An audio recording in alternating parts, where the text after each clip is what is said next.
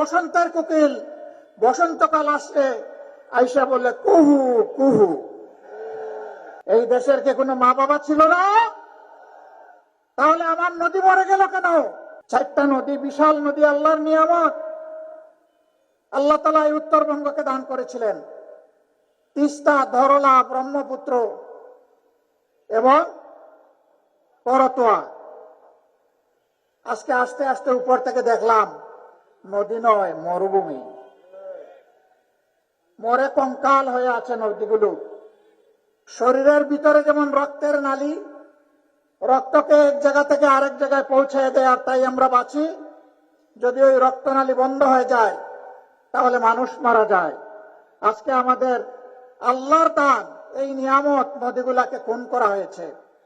এই দেশের কি কোনো মা বাবা ছিল না? তাহলে আমার নদী মরে গেল কেন?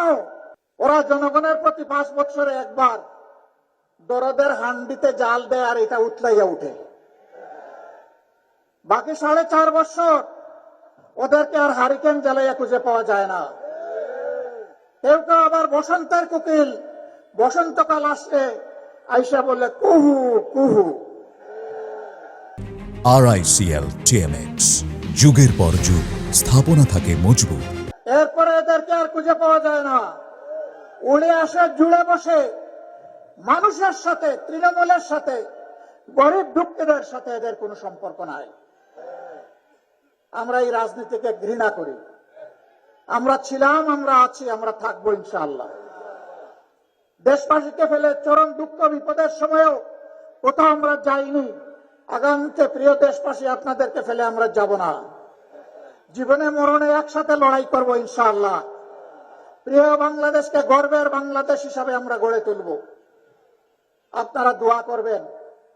আল্লাহ যদি আপনাদের মূল্যবান ভোটে, ভালোবাসায়, সমর্থনে 10 দলের এই সমন্বয়কে আপনারা পার্লামেন্টে পাঠান, যাতে সরকার গঠন করতে পারে।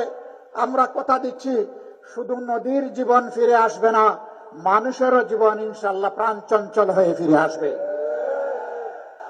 আমরা এই উত্তরবঙ্গের চেহারা মহান আল্লাহর উপর ভরসা করে বলতে চাই, বদলে দেওয়ার জন্য 5টি বছর যথেষ্ট হবে ইনশাআল্লাহ। এখন যেমন আপনারা আমাদেরকে ভালোবাসা দিচ্ছেন, তখনও পাশে এসে একসাথে কাঁধে কাঁধ মিলিয়ে আমরা যদি কাজ করি, উত্তরবঙ্গের চেহারা বদলে যাবে ইনশাআল্লাহ। এ মাটি উর্বর, মানুষ পরিশ্রমী, এই এলাকা পিছনে থাকার প্রশ্নই উঠে না। ষড়যন্ত্র করে, বঞ্চিত করে পিছনে রাখা হয়েছে।